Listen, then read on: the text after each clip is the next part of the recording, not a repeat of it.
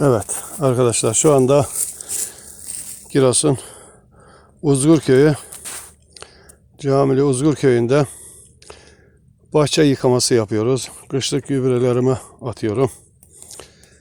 Şu anda Giresun organik gübre Lesol 12'ne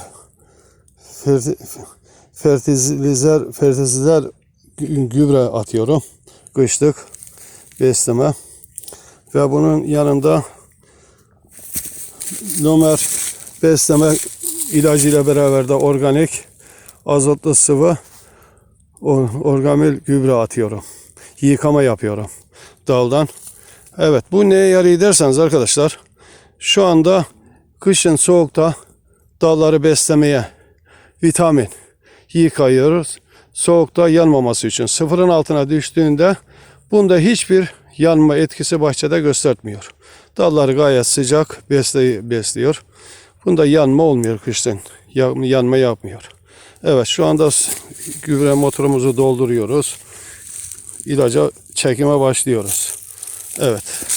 Hanım, şunu tutar mısınız? Ben doldurayım. Siz çekime devam edebilirsiniz hanım.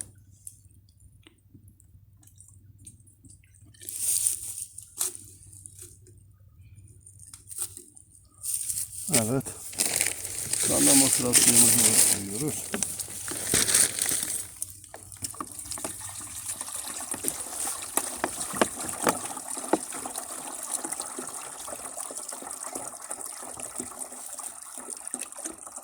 Evet. Şu anda depomuz dolmak üzere arkadaşlar.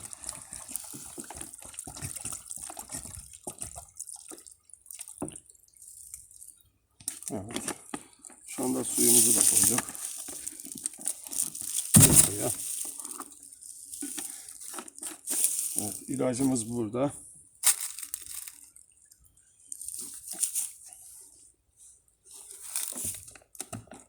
Depomuzun ağzını kapatıyoruz.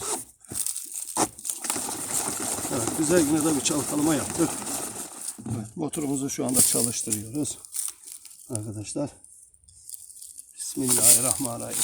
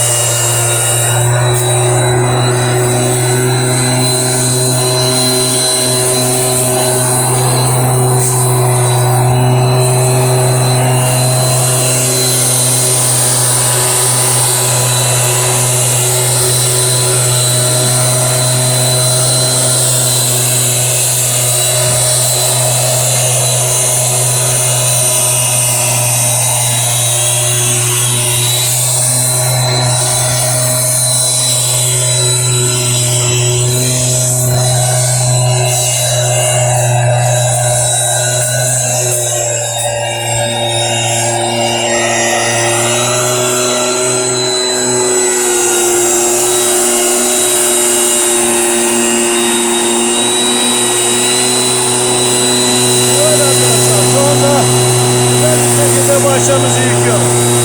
İşe hazırlıklı bir şekilde giriyoruz. Eğer Allah'ın izniyle olmamaysa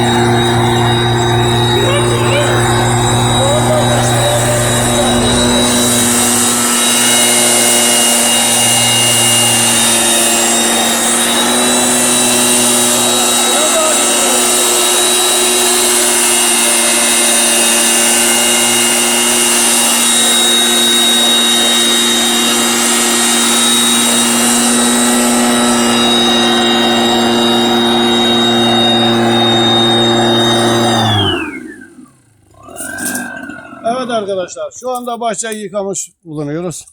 Güzel bir şekilde yıkamamızı yaptık. Önce Allah'a, sonra bahçeye güveniyoruz. Elimizden geleni yaptık. Kışlık gübremi de şimdi gömeceğim. Güzel Lesol gübre atıyorum kışlık. Verim gübresi. Organik gübre. Allah razı olsun, arkadaşım tavsiye etti. Geçtiğimiz sene de kullandım. Güzel verimini aldım. Bu sene de devam ediyorum aynı şekil. Hadi herkese hoşça kalın. Herkese öneririm bu gübreyi, ilacı. Bahçenizi yıkayın, soğuktan koruyun arkadaşlar. Hoşça kalın.